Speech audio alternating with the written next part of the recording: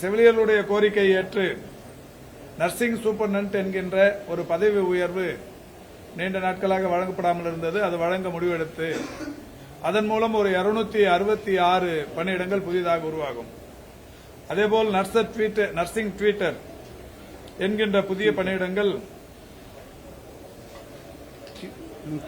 140 பணியிடங்கள் புதிதாக உருவாக்க இன்றைக்கு நடவடிக்கை எடுக்கப்பட்டிருக்கிறது. அதோடு மட்டுமல்லாது கிரிட்டிக்கல் கேர் பிளாக்ஸ் என்று சொல்லக்கூடிய அதிதீவிர சிகிச்சை பிரிவு கட்டிடங்கள் ஒரு 37 இடங்களில் கட்டப்பட்டு வருகிறது.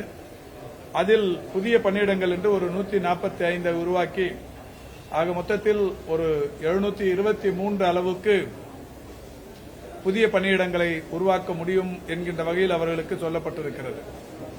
புதிய பணியிடங்கள் 723க்கும் பொங்கலுக்கு முன்னாலேயே பணி நிரந்தர ஆணைகளை காத்திருப்போரை எடுத்து அதில் சீனியாரிட்டி அடிப்படையில் அவர்களுக்கு பணி ஆணை வழங்கப்படும் என்று தெரிவிக்கப்பட்டிருக்கிறது.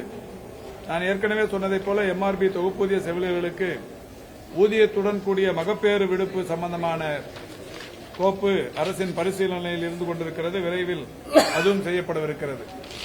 அந்த வகையில் ஒரு 724 பேர் கொரோனா காலத்தில் பணியாற்றியவர்கள், கம்யூனியல் அடிப்படை இல்லாமல் பணியில் இணைந்தவர்கள், அவர்களை சேர்க்க வேண்டும் என்கின்ற கோரிக்கை நர்சுகள் அசோசியேஷன் சார்பிலும் பல்வேறு கோவிட் நர்சஸ் அசோசியேஷன் சார்பிலும் வைக்கப்பட்டு வந்தது.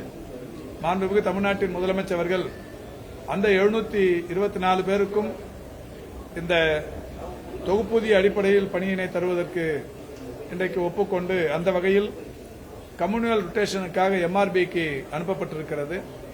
ஒரு வார காலத்திற்குள், ஏனென்றால் கம்யூனியல் ரொட்டேஷன் இல்லை என்றால் எதிர்காலத்தில் சட்ட ரீதியாக இவர்களுக்கு பிரச்சனைகள் வரக்கூடும். அது முடித்து அவர்களுக்கும் பணியாணைகள் விரைவில் தரப்படவிருக்கிறது.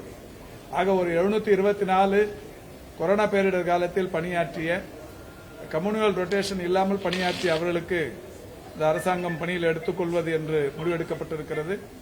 750 புதிய பணியிடங்களை உருவாக்கி இந்த சம்பந்தப்பட்ட தற்போது போராட்டம் நடத்தி கொண்டிருக்கின்ற தோழர்களுக்கு அந்த செய்தியும் சொல்லப்பட்டிருக்கிறது.